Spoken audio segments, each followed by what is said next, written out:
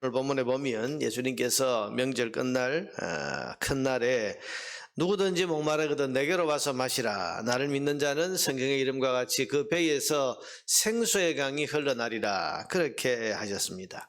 여러분, 목마름은 갈급함을 말하는 것이고 삶의 허전함과 부족함을 가리키는 것입니다. 인생은 이런 부족함과 한계를 늘 느끼면서 삽니다. 여러분, 아무리 즐겁고 행복한 날이 계속된다고 해도 그러나 사람 앞에는 죽음과 심판이 예고되어 있는데 죽음과 심판이 예고되어 있는 것을 본능적으로 직감하는 인간의 여러분 마음의 평안이 있겠습니까? 무슨 만족이 있겠습니까? 잠시 즐겁게 살아도 마음의 허전함이 있고 마음의 두려움과 불안이 있는 겁니다. 또한 원래 사람은 하나님으로 채워져야 할 그런 마음의 빈 구멍이 있는데 그것을 돈으로 명예로 세상 권세 같은 것으로 메울 수 있겠습니까? 그래서 사람에게는 원초적인 허전함, 원초적인 부족함, 원초적인 목마름이 있는 것입니다. 사람들은 이 마음의 목마름을 해소해 보려고 노래도 불러보고 영화나 연극 같은 문화활동도 해보고 혹은 스포츠에 열광하기도 해봅니다만은 그것으로 채워지지 않는 것이 인간의 영적인 목마름입니다. 영적인 목마름은 오직 하나님을 통해서만 해결될 수 있습니다. 죄인이 죄의 문제를 해결하고 하나님과 바른 관계를 회복할 때 그럴 때 심판이 없고 또 죽음의 문제를 벗어나서 하나님과 교통할 수 있게 되는 겁니다. 그럴 때 비로소 모든 영적 해갈이 이루어지는 것입니다. 여러분, 지금 세상은 위로자를 찾고 있습니다. 그래서 지난 1년간 그야말로 이 코로나 전국 속에서 사람들이 트로트 거기에 열광을 해서 마음의 위로를 받았다, 또 안식을 얻었다 그러지만 여러분, 그게 몇 시간 가겠습니까? 며칠 가겠습니까?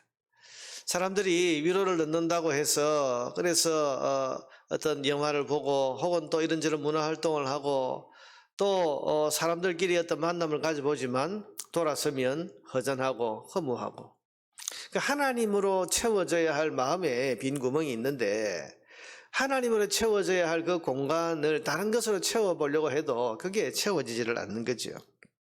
영적인 목마름은 하나님을 통해서만 해결할 수 있고 하나님과의 관계를 우리가 회복할 때 그럴 때 심판을 벗어나고 죽음의 문제를 해결해서 하나님과 영적 교통이 이루어지면 그럴 때 비로소 사람은 참된 안식과 평안을 얻게 되는 것입니다. 예수님은 바로 이 일을 하기 위해 이 땅에 오신 분입니다. 인간의 죄를 대신 지시고 십자가에서 대신 죽으심으로써 죄와 심판의 문제를 해결하고 사람을 하나님 앞으로 인도해서 영원한 교통을 하나님과 나눌 수 있는 그런 은혜를 베푸심으로써 인간을 영원히 목마르지 않게 하신 것입니다. 그래서 오늘 초막절 명절 끝날에 온 백성들 앞에서 목마름이 있는 자는 다 내게로 오라. 목마름이 있는 자는 다 내게로 오라. 예수님이 해답을 가지고 계시고 예수님 안에 하나님과의 관계를 풀고 영적인 갈증을 해소할 수 있는 그런 모든 답이 있다. 그 선언을 하신 것입니다. 그런데 이 놀라운 초청의 말씀을 듣고도 사람들은 예수님을 영접하지 않았습니다. 오늘 본문에 보면 서로 논쟁하고 논란을 벌이는가 하면 예수님을 옹호하는 니고데모 같은 사람을 위협하기도 합니다. 이걸 보면 여러분, 믿음은 모든 사람의 것이 아니고 구원도 만인이 다 받을 수 있는 것이 아니라는 사실을 우리는 다시 한번 깨닫게 됩니다. 여러분, 믿는 사람도 있지만 믿지 않는 사람도 있습니다. 구원의 복을 받는 사람도 있지만 구원의 길이 활짝 열렸는데도 그 복을 거절하는 사람들도 있습니다. 그러니 우리는 모든 사람이 다 우리의 이 신앙을 다 받아들이고 칭찬하는 것이 아니라는 사실을 알고 살아야 됩니다. 여러분, 복음 앞에서는 반드시 반대자가 있고 거절하는 사람도 있습니다.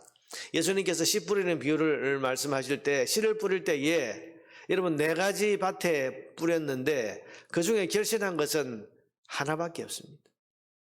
4분의 3이 이게 4개 중에 3개가 결실하지 못한 거잖아요. 여러분, 모든 사람이 다 천국 복음을 듣고 예수 믿고 구원받고 영적인 목마름을 해결하는 것이 아니라 그 말입니다.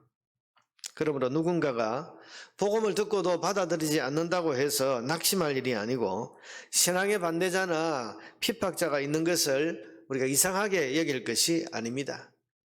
지금 뭐 교회가 사회로부터 비난을 받는다, 기독교 신앙이 뭐 이제 사람들로부터 외면을 당한다. 근데 여러분, 지난 2000년 역사를 보면 복음이 환영받았던 적은 그리 없습니다. 그렇게 많지 않습니다. 항상 반대자가 있고, 항상 공격하고 도전하고 핍박하고, 오히려 예수님으로 인해서 쟁론이 일어나는 것을 당연하게 여기면서 우리 마음이 흔들리지 않아야 하는 것입니다. 오늘 본문에 보면 지금 목마른 자는 내게로 오라, 지금 해답을 내가 가지고 왔다, 이렇게 말씀하시는데 사람들 사이에서 일어난 것은 감동이 아니라 쟁론이었습니다. 서로 다투고, 이 예수가 그리스도가 아니다, 뭐 이렇게 서로 논쟁하고, 예수를 믿는 사람을 향해서 공격하고 위협하고. 여러분, 오늘 같은 명절에 우리가 믿지 않는 가족이나 친지들이 모였을 때 예수님과 우리 신앙에 대한 쟁론이 일어날 수 있습니다. 이럴 때 성도는 이것을 이상하게 여기거나 혹은 또 억울하게 생각하지 말고 의연한 자세를 가지고 대처해야 됩니다. 믿음은 모든 사람의 것이 아니라는 이 말씀을 기억하면서 당황하지 말아야 됩니다. 성령이 아니면 믿게 할 수 없고, 성령의 역사가 없이는 예수님의 초청에 응답할 수가 없습니다. 그러니 무의미한 논쟁을 벌이기보다는 믿지 않는 분들을 위해서 조용히 기도하는 것이 낫습니다. 논쟁은 사람을 구원하지도 못하고 변화시키지도 못합니다. 여러분, 지금까지 역사에서 말다툼해서 논리로 그 사람을 예수 믿게 했다, 그런 게 있습니까? 그런 게 없습니다. 그건 다툼과 마음의 상처와 갈등을 일으킬 뿐입니다.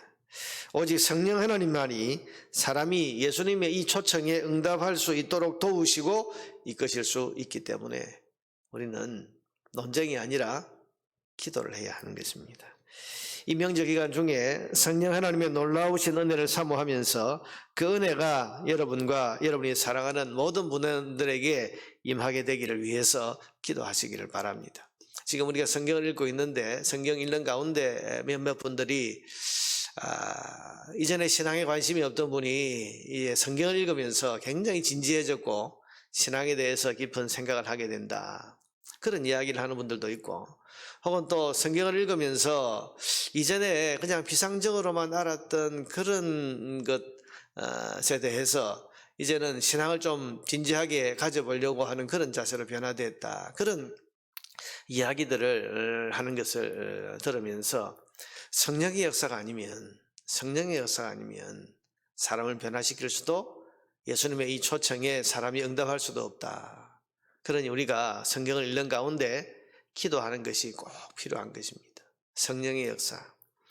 여러분, 오늘 누구든지 성령의 역사가 아니면 예수님을 받아들일 수 없다는 사실을 우리가 기억하면서 성령의 역사와 도우심으로 예수님의 이 초청, 여러분, 이 초청은 이 유대인들 이 당시에 이들에게만 한 것이 아니라 모든 세대 모든 인류를 향해서 누구든지 목마름을 느끼거든 내게로 오라, 내가 그 답을 가지고 왔다 라고 하시는 이 주님의 구원의 초청에, 이건 모든 사람들을 향한 것입니다.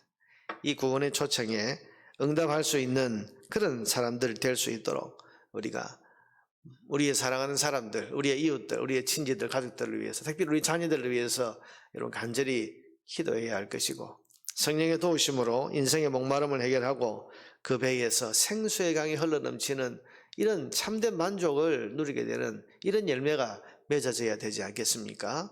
여러분, 이 은혜가 여러분에게 있게 되기를 바라고, 오늘도 여러분의 기도에 성령님이 도우셔서 여러분이 기도하는 그 사람들이 주님의 이 초청에 기쁨으로 응답할 수 있는 그런 열매가 맺혀지게 되기를 주의 이름으로 축원합니다.